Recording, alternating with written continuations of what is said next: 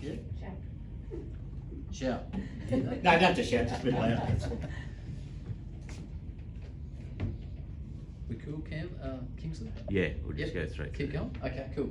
All right, so yeah, small business space. So in the small business landscape across Australia, we've got the employees, small is basically 5 to 20, micro 0 to 5, but the biggest component in the sector is the nano, which is the owner-operator, make up about 60% of all businesses, not only in Australia, but globally. So owner-operator tradies that just work for themselves, individual professionals, accountants, lawyers, conveyancers, etc. Real estate agents that are owner-operated. No, that's cool. We're on to the next one. Yeah, those 60%, they're not my ideal client. My ideal client are the guys with staff, with challenges, with that are growing. Yeah. So there's this survey that's been going on in Australia for about 20 years. They survey Australian businesses every year. What's on your mind? What's troubling you? So the top 10 are they're concerned about employment costs, technology, environment, rising costs and overhead. So this is, it's just not a new thing that's been happening last year. It's been going on for 20 years, and the current economic climate. Next one. And the top 5, paperwork and red tape, competition from larger competitors. And the top 3 shuffle around every year. So for the last 20 years, the top 3 challenges for people have been finding and keeping staff. So again, it's not just been happening since COVID, it's been going on since the 90s. Cash flow management and lack of the ability to find sales or work. So I help with some of that. Oh, sorry. No, you're all right, go back.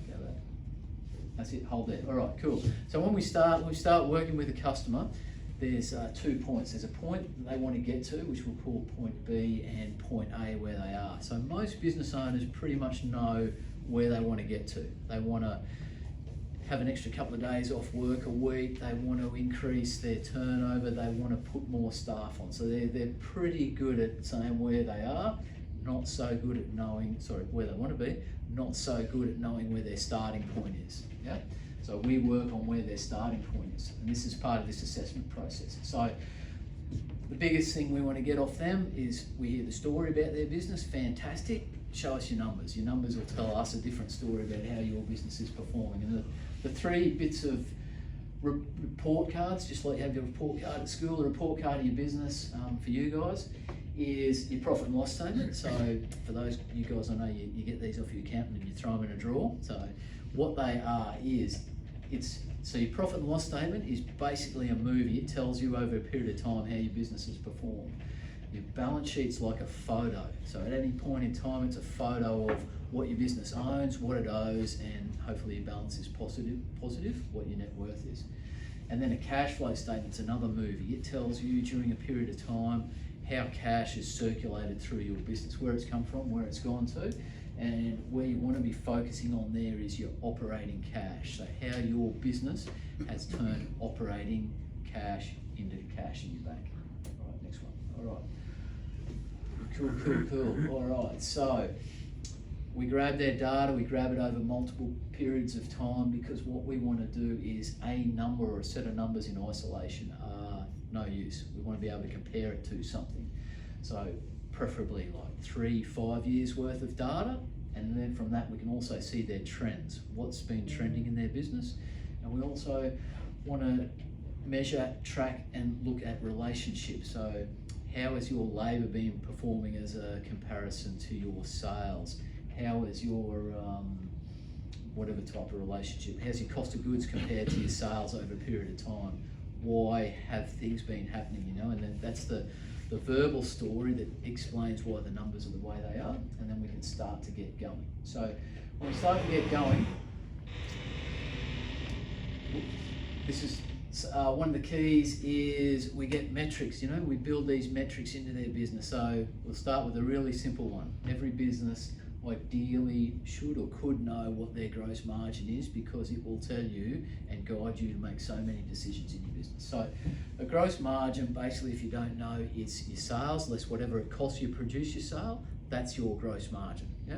And that gross margin pays for all of the rest of the operating of your business. So the wider your margin, the more you've got to basically do things in your business. So an example, Apple that make all the phones are in your pocket, they operate on about a 43%. So they have 43 cents out of every dollar can pay for that giant university that they've got over there in the US, pays for all of their non-essential staff, etc.